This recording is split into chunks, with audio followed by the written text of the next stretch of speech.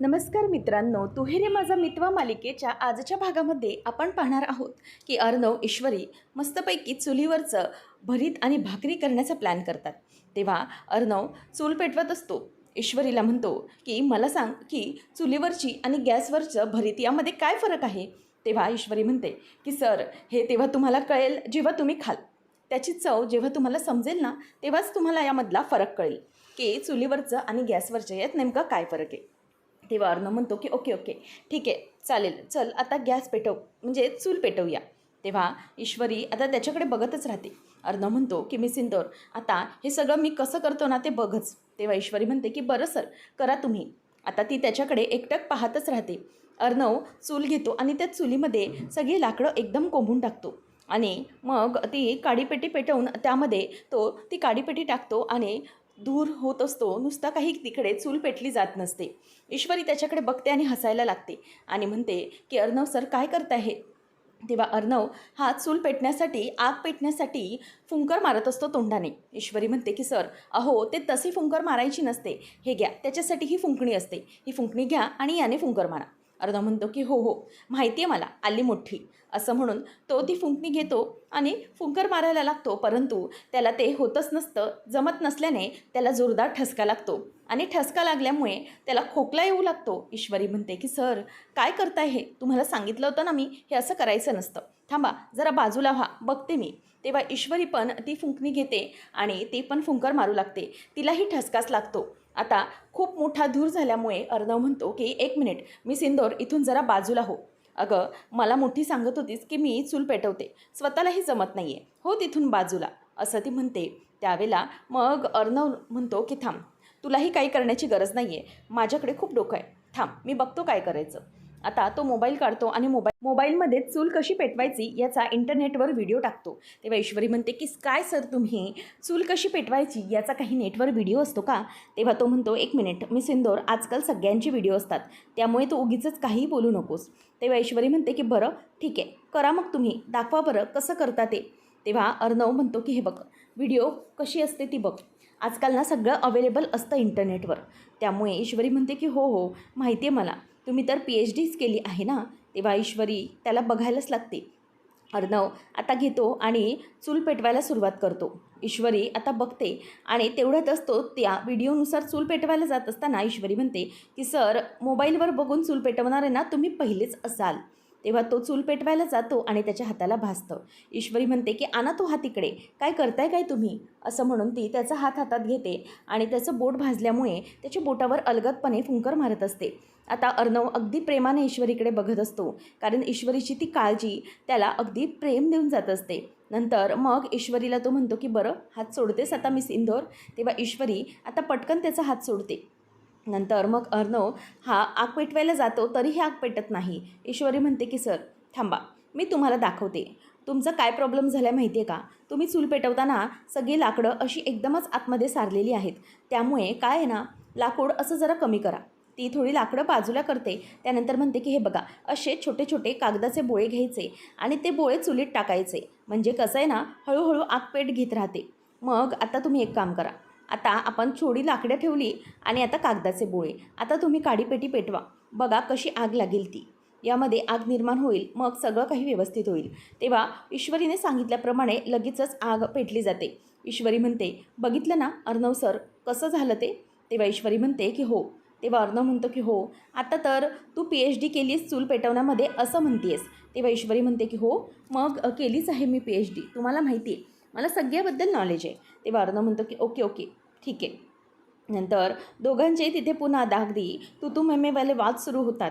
ईश्वरी म्हणते की चला आता सुरुवात केली पाहिजे. आता अर्णव जे स्टिक असतो ती घेतो आणि त्यामध्ये वांगं लावत असतो. ईश्वरी म्हणते एक एक मिनिट सर, वांगं काही असं भाजायचं नसतं भरत्यासाठी, तुम्हाला मी दाखवते, हे सगळे इंग्लिश चोचले झाले, मी तुम्हाला दाखवते वांगं कसं भाजायचं. आता ती वांगं घेतं आणि डायरेक्ट चुलीच्या त्या आचेवर टाकते. तेव्हा तो म्हणतो की एक मिनिट, हे काय करते, ते वांगं जळून निघेल ना. तेव्हा ती म्हणते की नाही, काहीही होणार नाही आहे, थांबा मी तुम्हाला दाखवते. असं म्हणून ती सगळी 2-3 वांगी असतात ती आतमध्ये टाकून देते. आणि त्यावेळेला अर्णव म्हणतो की आता ठीक आहे, तू हे बघ, तोपर्यंत मी तिथे भाकरीचं बघून येतो. तेव्हा ईश्वरी असं म्हटल्यावर म्हणते की सर काय करताय तुम्ही, आज काय सगळं तुम्हालाच करायचं आहे का, त्याप्रमाणे तुम्ही सगळं करताय. तेव्हा तो म्हणतो की हो मी सिंदूर, हे बघ हा सगळा जो काही घाट आहे ना तो मी माझ्या ताईसाठी घातला आहे. तुला माहिती आहे ना मी ताईसाठी मिसळ पण बनवली आहे, आता मी भाकऱ्या पण बनवणार आहे. असं म्हणून तो तिथे जाऊन बसतो आणि ईश्वरी म्हणते की बरं ठीक आहे, मी इथली तयारी करते, तुम्ही तिथलं बघा. आता अर्णवला ती म्हणते की तो बघा तो आहे पिठाचा डब्बा, तो परातीत काढून घ्या आणि मग पीठ मळा. अर्णव म्हणतो की ओके, मला सगळं माहिती आहे, उगाच आपलं सांगत बसते. असं म्हणून तो तिथे जाऊन बसतो आणि मोठ्या ताटात पीठ घेतो आणि पाणी टाकून ते पीठ मळायला भाकरीचं सुरुवात करतो. आता ते पीठ मळत असताना ईश्वरी हळूहळू त्याच्याकडे बघत असते. अर्णव अगदी पद्धतशीरपणे तेही काम व्यवस्थित करत असतो आणि ते करण्यामागे त्याची जी जिद्द आणि त्याचं जे प्रेम असतं ताईविषयीचं ते सगळं ईश्वरीला दिसतं आणि तिला त्याबद्दल आणखीनच कौतुक वाटत असतं. आता अर्णवचं पीठ मळून अगदी पद्धतशीर झालेलं असतं भाकरीसाठीचं आणि त्याने गोळे करायला सुरुवात केलेली असते. भाकरीचे गोळे तो सगळे करून घेतो आणि त्यानंतर गोळे केल्यावर तो आता ताटातच म्हणजेच परातीत भाकरी थापायला सुरुवात करतो. आता ईश्वरी ते बघते आणि म्हणते की वा अर्णव सर एकदम बढिया. तेव्हा आता अर्णव म्हणतो की मी सिंदूर त्या वांग्याकडे लक्ष दे. तेव्हा ईश्वरी म्हणते की हो हो माझं पूर्ण लक्ष आहे, काळजी करू नका. आता ईश्वरी ते सगळं मॅनेज करत असते. अर्णव भाकऱ्या थापायला सुरुवात करतो. नंतर इथे मामा म्हणत असतो की डॅड लवकर चला, मला तर ना फार मजा येणार आहे आज.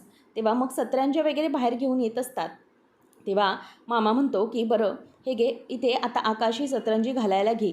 तेव्हा अंजली विचारते की हे काय करताय तुम्ही. तेव्हा अंजलीला मामा सांगतो की अगं आहेस कुठे अंजली तू, तुला माहिती आहे का अर्णव स्पेशल चुलीवरच्या भाकरी भाजीचा बेत करतोय, म्हणजे भाकरी आणि वांग्याचं भरीत. खरंच मला इतकं तोंडाला पाणी सुटलं आहे ना, म्हणूनच खूप मजा येते. तेव्हा मग आता आकाश म्हणतो की तोंडाला पाणी सुटलं आहे, ह्यावरून आठवलं की डॅड मी पाणी आणायचेच विसरलो, थांबा मी पाणी आणतो. आता तो त्याच्याकडे सतरंजी घालायला देतो. मामा म्हणतो की ह्याचं काय आहे, हा तर बापालाच कामाला लावतोय. मामा सतरंजी घालायला घेतो आणि त्याच वेळेला मग आता तिच्या मनात विचार येतो की बहुतेक ह्याने चिंटूने मिसळ केली होती ना दुपारी, म्हणूनच ईश्वरीने ते सगळं करण्यासाठी आज मुद्दाम हा प्लॅन केलेला दिसतोय. तेवढ्यातच मग आता ईश्वरी येते आणि म्हणते की मामा सगळी तयारी झाली आहे ना, आपलं सगळं काही तयार होतं आहे बरं का, अर्णव सर अगदी इनिशिएट करून सगळं करत आहेत, त्यामुळे चला लवकर लवकर. तेव्हा मामा म्हणतो की हो हे बघ ईश्वरी, आज ना गावरान बेत आहे, त्यामुळे खास भारतीय पद्धतीची बैठक करून आपण जेवणार आहोत. ईश्वरी म्हणते की एकदम बढिया, चला तुम्ही सगळ्यांना बोलवा, मामा आणि मामी आणि आजी यांना पण बोलवा. त्यावेळेला आता लगेचच अंजली बघत असते. ईश्वरी बाहेर जाते आणि मग सगळेजण आलेले असतात. तेव्हा मामा सगळ्यांना बोलवतो, जेवणासाठी सगळेच बसतात. तेव्हा सगळं वातावरण अगदी खेळीमेळीचं निर्माण झालेलं असतं. मामा म्हणतो की चला लवकरात लवकर आता जेवायला सुरुवात करा, तोंडाला पाणी सुटलं रे बाबा. अर्णव खरंच खूप मस्त बेत केलास. तेव्हा लगेच आकाश म्हणतो की बाबा तो ऑनियन द्या. तेव्हा तो म्हणतो की अरे ऑनियन कसला म्हणतोस तू, ऑनियन नाही म्हणत त्याला, कांदा म्हणतात कांदा, आणि असा कांदा एका बुक्कीतच फोडायचा असतो, समजलं का नाही. असं म्हणून तो त्या कांद्यावर बुक्की मारायला जातो, पण मामाला आता हाताला दुखतं, त्यामुळे तो आई गं असं ओरडतो. तेव्हा सगळे त्याच्यावर हसायला लागतात. मग म्हणतो डॅड झाली का हौस पूर्ण तुमची. तेव्हा मग मामा आकाशला कांदा देऊन टाकतो आणि मग सगळं आनंदाचं अगदी वातावरण असतं. आजी म्हणते की अंजू अगं आज चवीत बदल म्हणून जरा अर्णव आणि ईश्वरीने हा भाजी भाकरीचा बेत केला, बघ तुला आवडेल नक्की, खाऊन सुरुवात कर. तेव्हा मग ईश्वरी सगळ्यांना वाढते आणि आकाश आणि बाकीचे सगळे खायला सुरुवात करतात. मामा पहिला घास खातो आणि म्हणतो की वा वा, खरंच खूप सुरेख अप्रतिम सुंदर झालं आहे अगदी, अर्णव खरंच एकदम मस्त झालं आहे बरं का, खरंच एकदम मस्त. असं म्हणून तो त्याच्या चवीचं अगदी हातचं कौतुक करायला लागतो. तुम्ही आज जो काही प्लॅन केलात ना अफलातून, असं म्हणून त्यांच्या प्लॅनिंगचंही तो कौतुक करतो. तेव्हा मग ईश्वरीचंही कौतुक केलं जातं. त्यामुळे अंजलीला जरासा राग येत असतो, ती त्यांच्याकडे बघत असते. त्याच वेळेला आता अर्णव म्हणतो की हो खरं तर वांग्याचं भरीत बनवण्याची आयडिया माझी होती, पण चुलीवरची भाजी भाकरी बनवायची आयडिया मात्र मी सिंदूरची होती, तिनेच मला हट्ट केला की आपण चुलीवर बनवूया. तेव्हा मग सगळे हसायला लागतात आणि म्हणतात की हो चुलीवरच्यामुळे अगदी वेगळीच चव आलेली आहे. नंतर मग आकाश म्हणतो की बरं ठीक आहे दादा, इतकं मस्त तुम्ही प्लॅनिंग केलं, मग आता आमच्या वहिनीसाहेबांना भरवणार आहेस की नाही. तेव्हा मग ईश्वरी लाजते. तेव्हा अंजली बघत असते. वल्लरी मनातच म्हणते की आता या दोघांमध्ये भावा बहिणींमध्ये आणि या ईश्वरीमध्ये कशी फूट पाडण्याचा प्रयत्न करते ते बघायचं, कसं करते ना ते सगळ्या गोष्टी अगदी मी मनापासून आणि व्यवस्थित करणार आहे. त्यावेळेला मग आता अर्णव म्हणतो की हो बिलकुल का नाही भरवणार. तेव्हा तो घास घेतो आणि तो ईश्वरीला भरवतो आणि ईश्वरी पण त्याच्या हातून घास खाते आणि तो खात असताना ती अगदी लाजत असते. अर्णव म्हणत असतो की मामा हे काय पण तुमचं सगळं अचानकच. तेव्हा तो म्हणतो की चल चल. आकाश म्हणायला लागतो की खा. आता ईश्वरी त्याच्या हातून घास खाते आणि त्याच्याकडे बघून हसत असते आणि ईश्वरी पण आता अर्णवला घास भरवते. दोघं एकमेकांना प्रेमाने अगदी घास भरवतात, सगळे आनंदात असतात. पण अंजलीच्या मनात मात्र थोडीशी तेढ निर्माण झाल्याने ती त्यांच्याकडे दोघांकडेही रागाने बघत असते. तिला त्या दोघांचंही प्रेम ते अजिबातच पटत नसतं. तिला आठवण येते ती म्हणजे राकेशची. तेव्हा मग मामा म्हणतो की चला भरवाभरवीचा कार्यक्रम झाला आहे, आता चला तुम्ही तुमचं जेवा, असं म्हणून सगळे पुन्हा जेवायला सुरुवात करतात. आणि वल्लरीचं लक्ष मात्र अंजलीकडे असतं. ईश्वरी आणि अर्णवकडे ती ज्या प्रकारे बघत असते ते पाहून तिला जरा वेगळंच वाटतं आणि ती म्हणते की वा चला, या दोघांमध्ये फूट पडायला सुरुवात झालेली दिसते अंजूच्या तोंडावरून. तेव्हा मग आता अंजली म्हणते की आजी एकच मिनिट मी जरा जाऊन आले, असं म्हणून अंजली ताटावरची उठून जरा बाजूला जाते आणि ती बाजूला येऊन विचार करते की यांचं काय झालं असेल. म्हणूनच ती बाजूला जाते आणि राकेशला कॉल लावते. आणि त्याच वेळेला मग आता मामा मामी दोघेही जेवत असतात. मामाच्या ज्या काही हरकती असतात ते पाहून मामीला खूपच राग येत असतो. नंतर मग आता अंजली हे सगळं करत असताना राकेशला फोन लावते आणि म्हणते की हो कुठे आहात तुम्ही, जेवलात का. तेव्हा तो म्हणतो की हो अंजली, म्हणजे आताच माझं हे जेवण झालं आहे, पण तुझं झालं आहे का जेवण. तेव्हा ती म्हणते की हो हे काय, मी सगळ्यांसोबतच जेवायला बसले होते, पण मी जेवायला बसल्यावर मला तुमची आठवण झाली म्हणूनच तुम्हाला येऊन मी फोन लावला. तेव्हा तो म्हणतो की अंजली मला सांग तिकडे सगळं व्यवस्थित आहे ना, काही प्रॉब्लेम नाही आहे ना. तेव्हा मग ती म्हणते की हो आहे सगळं व्यवस्थित, पण मला जरा खटकते. तुम्हाला माहिती आहे माझ्यासाठी ना चिंटूने मिसळ केली होती. तेव्हा तो म्हणतो की वा मस्तच, भारी कौतुक होतं आहे ना मग तुझं, काळजी करू नकोस, होईल सगळं व्यवस्थित. तेव्हा ती म्हणते की तसं नाही, चिंटूने मिसळ केली पण ईश्वरी ना अजिबातच खाली आली नाही. तेव्हा राकेश म्हणायला लागतो की अगं कदाचित तिला तिला बरं नसेल वाटत, काहीतरी झालं असेल म्हणून नसेल आली खाली. नको तू इतका विचार करूस, बाकीचे तर घरातले सगळे जपतायत ना तुला, मग इतकं टेन्शन नको घेऊस, असं म्हणून तो तिला पॉझिटिव्हच समजावत असतो. तेव्हा ती म्हणते की नाही हो, पण ना मला जरा वेगळंच वाटतं आहे. मी इथे आल्यापासून ना मला या सगळ्यांचं वागणं जरा वेगळंच वाटतं आहे. कोणाला माझं कौतुक काही नाही आहे तर ईश्वरीचंच कौतुक वाटतं आहे, असं अंजली बोलून दाखवते. तेव्हा तो म्हणतो की हे बघ अंजली, मी तुला सांगितलं ना, उगीचच नको तो विचार करू नकोस, सगळ्यांना आहे तुझी काळजी आणि अर्णव तर तुझी काळजी घेणारच नक्की. मग तो म्हणतो की बरं ठीक आहे. अंजली म्हणते मला सांगा तुम्ही कधी येणार आहात परत. तेव्हा तो म्हणतो की इतक्यात तरी नाही गं, पण मी तुला सांगितलं होतं ना मला जरा वेळ लागेल. तेवढ्यात तिथून रिया येते. सर्वेश चल ना आपण जेवायला जाऊया, मला भूक लागली आहे खूप. तेव्हा अंजली म्हणते की अहो तिथून कोणी तुम्हाला सर्वेश अशी हाक मारताय का. तेव्हा तो म्हणतो की नाही गं असं काही नाही, तुझं ऐकण्यात काहीतरी चूक झाली असेल. बरं चल मी ठेवतो, असं म्हणून तो फोन ठेवून देतो. आणि अंजलीला मात्र जराही तेव्हा शंका येत नाही. राकेशने अगदी व्यवस्थितपणे समोरून राकेशचं सगळं काही सत्य ऐकून पण ती गप्पच बसलेली असते. तेव्हा मग आता तो तिच्यावर ओरडतो आणि म्हणतो की अगं रिया तुला कळतं आहे का, जरा माझ्या बहिणीचा फोन असताना तो बंद ठेवत जा ना. तेव्हा ती म्हणते की काय रे, तुझ्या बहिणीचा तुला दिवसभरातून किती वेळा कॉल येतो. तेव्हा मग तो म्हणतो की बरं चल मला भूक लागली आहे. आता दोघंजणही जेवायला जातात. नंतर मग सगळ्यांची जेवण आटोपलेले असते, ईश्वरी आणि अर्णवचं देखील. तेव्हा मामाला मात्र जेवून जेवून तुडुंब झालेलं असतं. मामा म्हणतो की बाबा आता ना खाऊन खाऊन असं झालं आहे की मला हलताच येत नाही आहे, आकाश जरा हात दे रे मला. तेव्हा मामाला आता आजी म्हणते की अवी तुझं ना सगळं अगदी अतिच असतं बरं का. तेव्हा मग आकाश त्याला हात देऊन उठवतो आणि म्हणतो की चला उठा आता डॅड, आणि त्याचा हात धरून त्याला तो वर उठवतो. तर सगळेजण गेलेले असतात, फक्त तिथे वल्लरी असते आणि अंजलीच्या ताटातली भाजी भाकरी ती बाजूला काढून ठेवते आणि तिच्या ताटातलं घेऊन ती दुसऱ्या ताटाने झाकून ठेवते, मुद्दामच अंजली आणि ईश्वरीमध्ये भांडण होण्यासाठी. तितक्यात ईश्वरी येते आणि विचारते की मामी झालं आहे का सगळ्यांचं, आणि अंजलीताईंचं झालं आहे का, ते पोटभर जेवल्या ना. तेव्हा मग लगेच वल्लरी म्हणते की तुला काय ताट रिकामी दिसतंय ना, मग जेवलीच असणार आहे, उगीच नको ते प्रश्न कशाला विचारायचे काय माहिती, उगीचच पुढे पुढे करण्याची सवय काही जात नाही, असं म्हणून वल्लरी तिकडून निघून जाते. आणि अंजलीचं ताट मात्र तिने रिकामी केलेलं असतं. आता ईश्वरी तिकडची सगळी जेवणाची ताटं उचलून नेहमीप्रमाणे ठेवून देत असते आवरण्यासाठी. तेव्हा ईश्वरीच्या इथे ती बघते, अंजली आल्याबरोबर दिसतं की तिला तिच्या ताटातलं अन्न काढून घेतलेलं आहे आणि ईश्वरी ते ताट घेऊन निघालेली आहे आणि सगळी ताटं ती उचलते.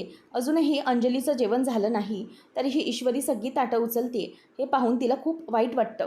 ती म्हणते की हे काय, ईश्वरी मला न विचारता या जेवणाची ताटंही उचलून ठेवायला लागली आहे. आता अंजलीला याचं खूपच वाईट वाटू लागतं. म्हणूनच ती जरासा विचार करत असते.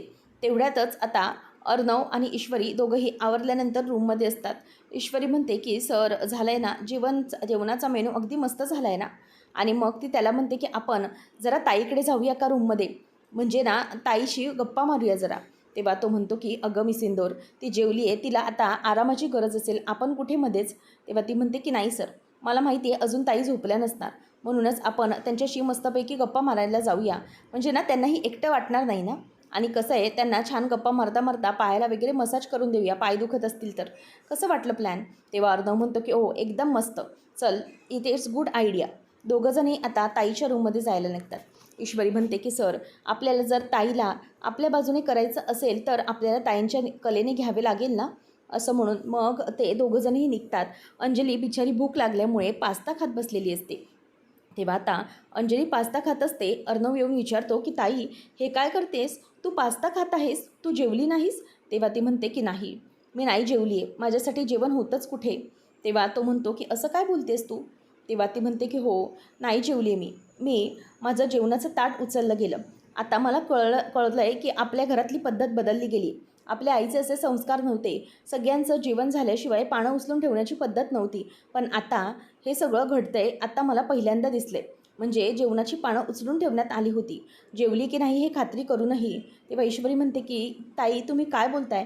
खरंच तुम्ही जेवला नाहीत? मग तुम्ही मला काही बोललात का नाही? त्यावेळेला मी पान उचलत होते.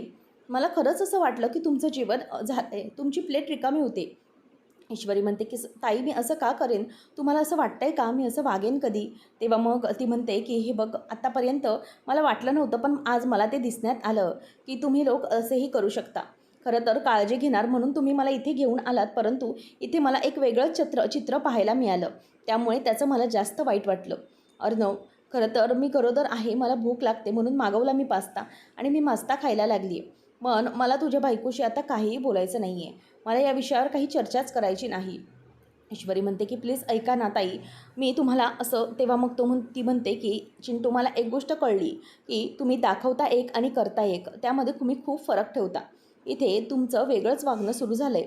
तेव्हा अर्णव म्हणतो की हे बघ ताई, प्लीज असं राग मानून घेऊ नको, तुझं ना काहीतरी मिसअंडरस्टँडिंग झालं आहे, त्यामुळे प्लीज. तेव्हा ती म्हणते की हे बघा ना, मला ना आता काही ऐकून घेण्याची इच्छा नाही आहे, त्यामुळे प्लीज तुम्ही जा, मी माझं बघेन काय करायचं ते, प्लीज तुम्ही जा, असं ती त्यांच्यावर ओरडते. आणि ते दोघंही निघतात. आता ईश्वरीलाही या सगळ्याचं खूप वाईट वाटतं, आणि ताई तिला भूक लागलेली असल्यामुळे तिचा पास्ताच खात असते. तेव्हा मग बाहेर आल्यानंतर अर्णव टेन्शनमध्ये असतो. मामा त्याला काही कामाच्या फाईल्स दाखवत असतो. तेव्हा त्याचं लक्ष नसतं.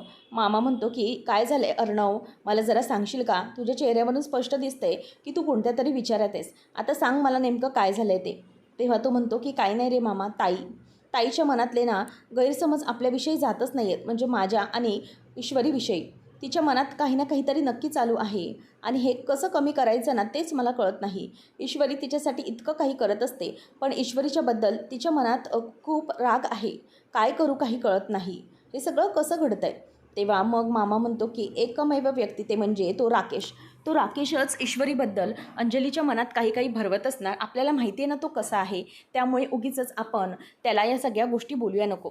आपण आपल्या परीने सगळं काही मॅनेज करण्याचा प्रयत्न करूया, आणि अंजलीला आपण नेहमी चांगली बाजूच दाखवत राहायची, जेणेकरून तिच्या मनातला सगळा गैरसमज सुरू होईल. आणि तसंही तो राकेश आहेच त्याच्यासाठी.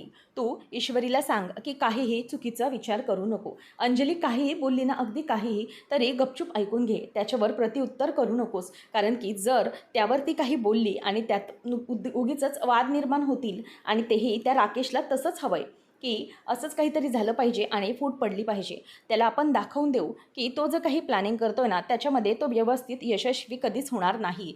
म्हणूनच आपण एक गोष्ट करायची की अंजलीच्या बाबतीत काही चुकीचं घडू द्यायचं नाही. अंजली इथे आली आहे ना, थोड्या थोड्या दिवसानंतर तिच्या मनातलं जो काही गैरसमज आहे ना, तो होईल आपणच दूर. पण आपण तिला अजिबात काहीही बोलण्याची संधी द्यायची नाही. समजलं? हे तू आता ईश्वरीला अगदी व्यवस्थित समजावून सांग, म्हणजे सगळं नीट होईल. त्या राकेशला जर तोंड द्यायचं असेल तर त्याच्यापेक्षा अगदी हुशार बुद्धीने आपल्याला वागावं लागेल. म्हणूनच अंजलीला आता आपण सगळे समजून घेऊया. तिची आता जरा वेगळीच आहे, आणि तिला समजून घेतल्याशिवाय आपल्याला शांत बसता येणार नाही. त्यामुळे राकेशच्या सगळ्या गोष्टी इग्नोर करायच्या. अंजलीला जे काही वाटतंय ना ते तिला वाटू दे, पण आपण त्या सगळ्या गोष्टी व्यवस्थित करू. मामा त्याला विचारतो की आलंय का तुझ्या लक्षात मी काय बोलतोय. तेव्हा अर्णवलाही त्याचं म्हणणं पटतं. आता सकाळी लवकर लवकर मामी तयारी करते आणि बाहेर निघालेली असते तयार होऊन. तेव्हा मामा म्हणतो की वा, म्हणजे आमच्या बायकोचा उत्साह अगदी कमालीचाच आहे बरं का. सकाळी सकाळी इतकी तयारी करून कुठे निघायची म्हणजे कमालीचा उत्साह वाटतोय. तेव्हा ती म्हणते की हो, मग काय करणार आता. तसंही पहाटे ती अनिता आली नव्हती, ती आली नाही आहे तर नाश्ताही तयार नाही आहे, मग मला कुठेतरी जायलाच हवं ना. तेव्हा मामा म्हणतो की अच्छा असं होतं तर मग तू एक काम करायचं होतंस ना वल्लरी, आज तू तुझ्या हाताने काहीतरी आम्हाला बनवून खायला घालायचं होतंस ना. कसं तरी गिळलं असतं आम्ही ते सगळं, पचवलं असतं, काहीच प्रॉब्लेम नव्हता. तुझ्या हाताने काहीतरी चांगलं खायला घालायचं होतंस ना आम्हाला मग. तेव्हा मग ती म्हणते की कशाला, मी कशाला, तुमची ती लाडकी इंदोरची सुनबाई आहे ना, तिला सांगायचे होते ना इंदोरी पोहे बनवायला. तेव्हा तो म्हणतो की हो अगं ती तर बनवेलच गं, पण कसं आहे ना, कधीतरी माझ्या आईला असंही वाटू दे ना की माझी मोठी सून घरातली काहीतरी जबाबदारी घेते आणि त्यासाठीच एवढं तरी तू करायचं होतं. तेव्हा ती म्हणते की नाही, मला ना काहीच करण्याची हौस नाही आहे, समजलं. मला काय करायचं आहे आणि तुमच्या आईसाठी तिचं मन राखण्यासाठी काय करायचं असेल तर ते तुम्ही करा, ते सगळं तुम्ही मला सांगू नका.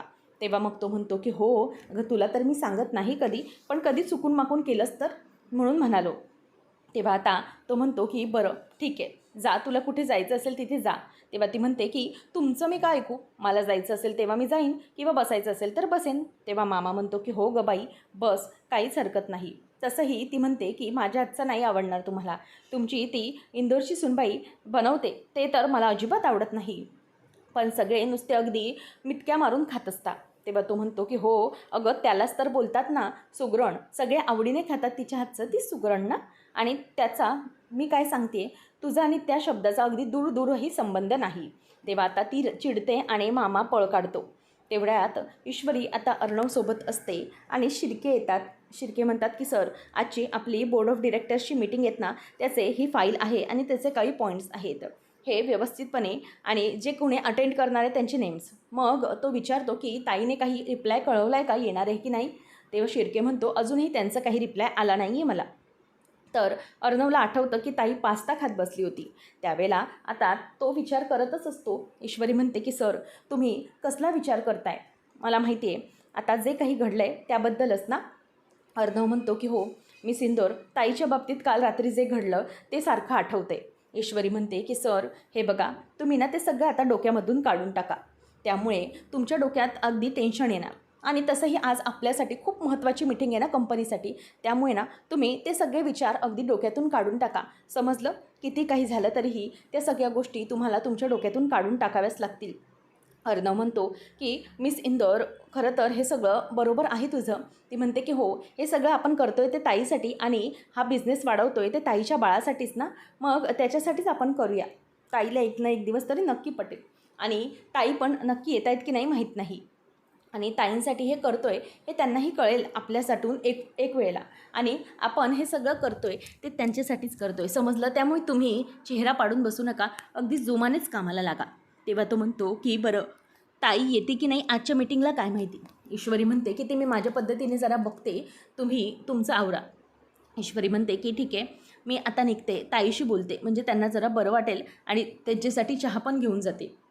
आता अंजली म्हणते की बापरे, इतक्या दिवसांनी मीटिंग अटेंड करायची आहे आणि मला मागच्या काही दिवसातलं काहीच माहीत नाही, म्हणून जरा मागचं पॉईंट्स वगैरे बघून घेते म्हणजे कसं व्यवस्थित पडेल.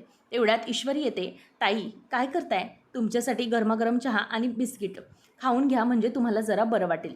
तेव्हा ईश्वरी तिथेच तिच्या बाजूला तो ट्रे ठेवते आणि म्हणते की ताई आज बोर्ड ऑफ डिरेक्टर्सची मीटिंग आहे, तर आज तुम्ही मीटिंग अटेंड करणार आहात का. म्हणजे अर्णव सर सांगत होते की जर तुम्हाला बरं वाटत नसेल तर राहू दे.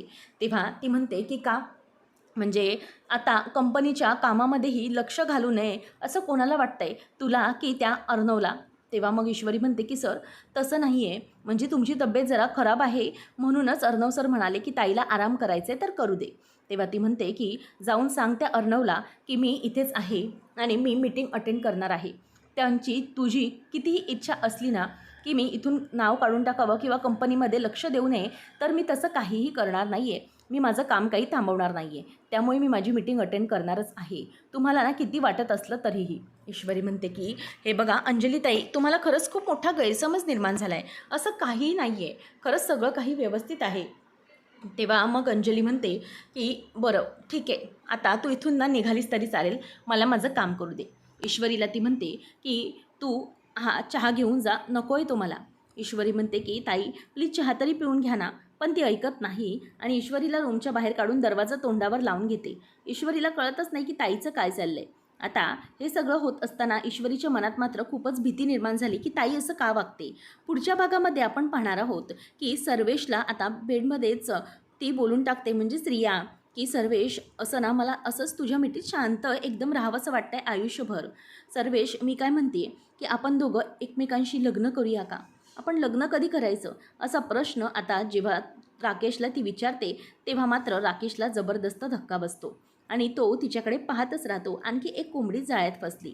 त्यानंतर मग आता बोर्ड ऑफ डिरेक्टर्सची मीटिंग असताना मीटिंग जॉईन करायची असते आणि शिर्के ते सगळे पॉईंटर्स दाखवत असतो आणि तेवढ्यात ईश्वरी ब्लॅक कॉफी घेऊन येते की हे घ्या सर तुमची ब्लॅक कॉफी. त्या चेअरच्या चाकाखाली ईश्वरीचा पदर अडकतो. ती म्हणते साडी. अर्णव म्हणतो मिस इंदोर साडी कशी दिसते हे विचारण्याची ही वेळ आहे का. तेव्हा ईश्वरी म्हणते नाही सर मी ते विचारत नाही आहे, पण तुम्ही माझे पदर बघा ना तुमच्या या चेअरच्या चाकाखाली. तेवढ्यात शिर्के म्हणतात की सर इन्व्हेस्टर्सने जॉईन केलं आहे. आणि मग अर्णव ईश्वरीची मान धरतो आणि तिला खाली दाबतो, खालीच अगदी वाकवतो, कारण की इन्व्हेस्टर्स समोरून हे सगळं बघत असतात.